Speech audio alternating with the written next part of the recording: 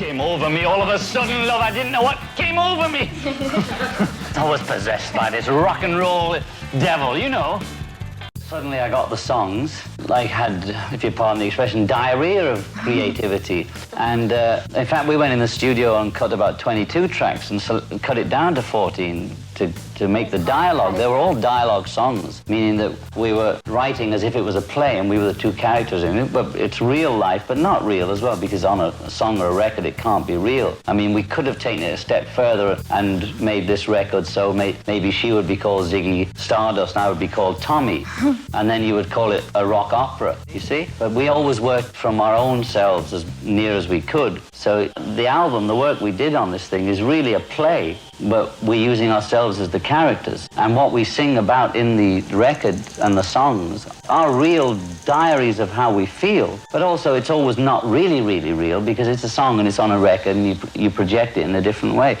We had discussed going back in the studio, but I didn't have the material, but I wasn't worried about it because I thought, well, I haven't done it for a long time. Maybe if I switch into that, there'll be something there. But it just sort of came. And I called her because I was in Bermuda with Sean, and she was here in New York. I called her and I said, well, look, we were talking about recording. It must have triggered something off here because I'm getting all this stuff. And I started singing it to her down the phone or playing a cassette. And she would call back 2 hours later and say, well, when you sang that, Losing You, she'd come back with Moving On or something.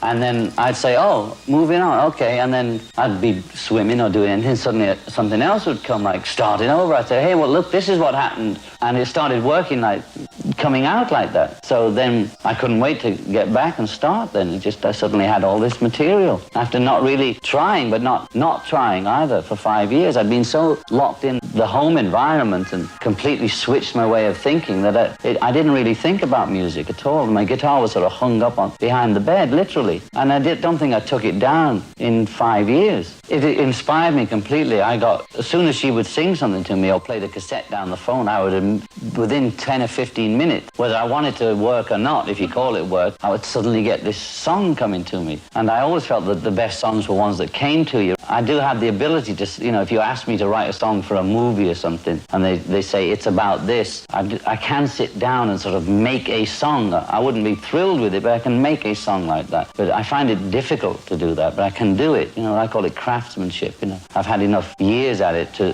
sort of put something together, but I never enjoyed that. I like it to be inspirational from the spirit. And being with Sean and switching off from the business sort of allowed that channel to be free for a bit. You know, it wasn't always on. It was switched off, and when I sort of switched it on again, zap, all this stuff came through. So now we're already, we did enough material for the next album, almost half as much, and we're already talking about the third album, so we're full of vim and vigor. Sometimes you think, wow, yeah, great, this is great, we've done it. And then the next time you hear it, well, she's not quite the same as I'll think, no, this is not right, it's not right. So I would go yay and nay on it all the time. But I think, basically, we thought, if people will listen to it for what it is and not listen to it with preconceived ideas of how it ought to be or as compared to something else, then if people could listen to it just as if it wasn't even John and Yoko, just that it came over the radio and you accept it or not accept it as you hear it, not as you expect to hear John Lennon or expect to hear Yoko Ono or expect to hear an ex-Beatle or expect to hear whatever, or having read a good review or a bad review. Forget about that. Just get it on the radio, I thought, and it'll be all right.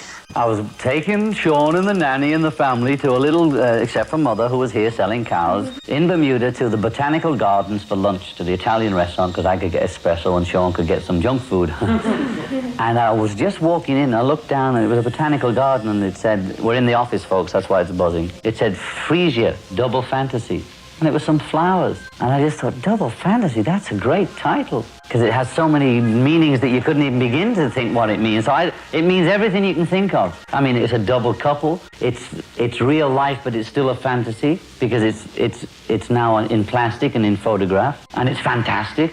And it's just it sort of seemed to be perfect for a title of the album. And there's two of us, and it just sort of says it all somehow without really saying anything. It says everything. And it's a flower, actually.